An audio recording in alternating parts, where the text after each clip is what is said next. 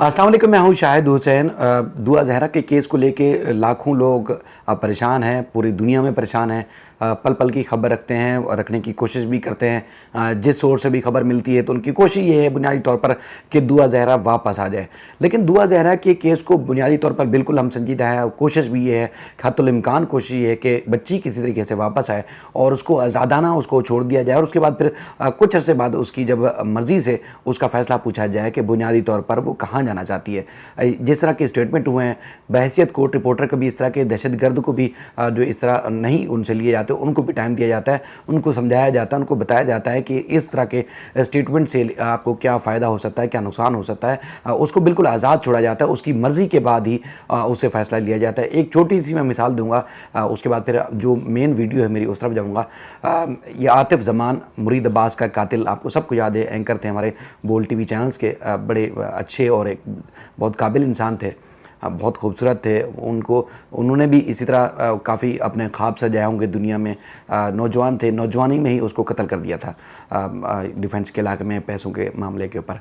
लेकिन मामला जब आतिफ़ ज़मान ने पुलिस के सामने एतराफ़ जुर्म किया और 164 का बयान जो कि दुआ ज़हरा से भी लिया गया, 164 का बयान रिकॉर्ड करने के लिए जब उसको पुलिस जुडिशल मजिस्ट्रेट के सामने लेके आई और वहाँ पर चूँकि वो इस काबिल नहीं था, उसने खुद भी खुदकुशी करने की कोशिश की थी, तो जुडिशल मजिस्ट्रेट उसके पास ग्राउंड फ्लोर पर एम्बुलेंस में मौजूद था, वहाँ चल के गए और उन्होंने इस बयान के बाद की सूरत हाल के बारे में उसको आगाह किया। पहले वो रजामंद था कि वो बयान देगा 164 का, यानी कि एतराफ़ जुर्म करेगा, लेकिन उसके बाद फिर उसने एतराफ़ जुर्म से इनकार कर दिया जब उसको पता चला कि इसके बयान की वजूहात क्या है, यानी कि पूरी दुनिया जानती है कि किसने कत्ल किया, गवाह भी हैं, सबूत भी हैं। लेकिन 164 का जो बयान होता है उससे वो समझ लें कि आपके हर तरह से वो लीगल होता है। दूसरे जो आप इंटरोगेशन रिपोर्ट में एतराफ़ जुर्म करें, पुलिस की तफ्तीश में एतराफ़ जुर्म करें, मीडिया के सामने एतराफ़ जुर्म करें, उसकी कोई हैसियत नहीं होती। 164 के बयान में जो है वो उसकी लीगल उसकी बड़ी हैसियत होती है। लोअर कोर्ट से लेके हाई कोर्ट तक और सुप्रीम कोर्ट तक उसकी लीगल बड़ी हैसियत होती है, उसकी काफ़ी जो है उसको माना जाता है। तो इसलिए दुआ ज़हरा के जो बयानात हुए हैं, दुआ ज़हरा को तो टाइम ही नहीं दिया गया। उसको अगर जजेस हमारे जो फोर्सेस हैं उसको समझाती कि इस बयान के बाद आगे तुम्हारे लिए क्या मुश्किलात पैदा हो सकती हैं, इस बयान को लेके कहाँ कहाँ इस्तेमाल किया जा सकता है तुम्हें, तो उसको वो शायद ये बयान देती नहीं अगर उसको आज़ादाना छोड़ दिया जाता। लेकिन उससे बयान दिलवा दिए गए, उसके बाद फिर उसको पता, अब तो ना जाने वो किस तरह कैसे या किस तरह वापस आएगी। ज़ाहिर बहुत मेहनत करनी पड़ रही है, उसी वजह से तो स्ट्रगल करनी पड़ रही है। अगर उसका 164 का बयान उसको पहले उसकी अहमियत और हसासियत का बता दिया जाता तो वो बच्ची कभी भी इस तरह का बयान ना देती कि वो अपनी मर्ज़ी से आई, उसको किसी ने अखबार नहीं किया। लेकिन ज़ाहिर एक कानूनी जंग है और बड़ी जंग है और इंशाल्लाह आज़ाद ज़रूर होगी, हमारी दुआएं भी हैं। और जिस तरह जद्दोजहद कर रहे हैं इसी तरह इंशाल्लाह जब तक दम में दम है, जान में जान है। मुरीद अब्बास के केस को भी मैं इसी तरह फॉलो करता हूँ, बहुत सारे लोग जो मुझे जानते हैं, और इस केस को भी फॉलो करूँगा। मैं थोड़ी सी न्यूज़ कि आज भी सिंध में यानी कि पाकिस्तान में या दुनिया में देखें, और ख़ास तौर पर हम सिंध के इलाकों की बात करें तो हवा की बेटी किसी भी तरह महफूज नहीं है। कानून साजी की जाती है, सूबाई हुकूमत या पीपल्स पार्टी के जो सरकर्दा रहनुमा है या आला रहनुमा हैं बड़े, जिनके ऊपर वो समझते हैं कि उनके ऊपर बोझ है सूबे की हुकूमत को चलाने के सिस्टम में, या वो काफ़ी संजीदा हैं, उनकी नीयत पे कानून साजी के मामले में यकीनन शक नहीं किया जाता होगा, उनकी नीयत भी दुरुस्त होगी। लेकिन अमल दरामद ज़ीरो है, उसका जो अमल दरामद है उसके नतायज बिल्कुल ज़ीरो है।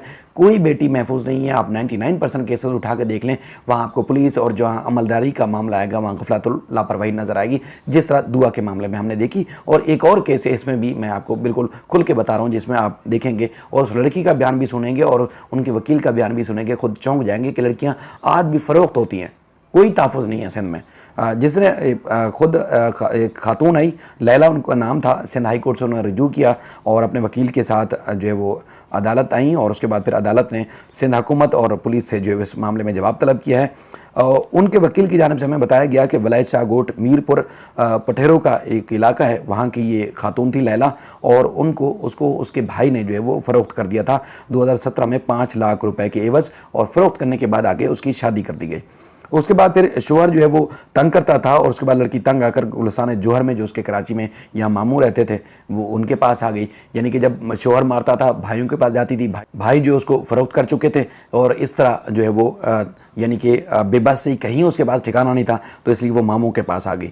और उसके बाद फिर उसके बाद जो मामू हैं उसके खिलाफ उसके शोहर और उसके भाई ने अगवा का मुकदमा दर्ज करा दिया। बशीर मंगी एडवोकेट ने बताया कि जो मामू हैं और लड़की है इनको जो है उन्होंने कानूनी मामनत फराम की और उसके बाद फिर home secretaries, IG send, SSP और दीगर को नोटिस जारी किए गए, जवाब तलब किया गया है और उन्होंने इस्तदा की है कि इनको तहफ़्फ़ुज़ फराम किया जाए और जो मुकदमा दर्ज किया गया अगवा का उस मुकदमे को भी कलअदम करार दिया जाए। अब मैं वो वीडियो अटैच कर रहा हूँ, आप खुद सुने वकील साहब का स्टेटमेंट और उस लड़की की जो हक़ कर रही है कि उसके भाई ने उसको बेच दिया। अब वो भाई बेचने के बाद जब उसके ऊपर जुल्म और तशद्दुद होता है तो वो अपना भी नहीं रहे, भाई उसको वापस अपनी जगह पर भी नहीं रख रहा। तो आप खुद अंदाज़ा लगाएं कि लड़की अब कहाँ जाएगी इस माशरे में, अपना कहाँ इज़्ज़त बचाए, कहाँ अपने जान के अमान पाए या खुदकुशी कर ले अगर जाए तो कहाँ जाए। अदालत ने बहरहाल फिल वक्त जो है जस्टिस जुनैद गफ़ार साहब ने उनको तहफ़्फ़ुज़ फराहम करने का हुक्म दिया है, लेकिन नोटिस जारी किए हैं। लेकिन ये अब खुद सुने और अंदाज़ा लगाएं कि इस माशरे में हो क्या रहा है।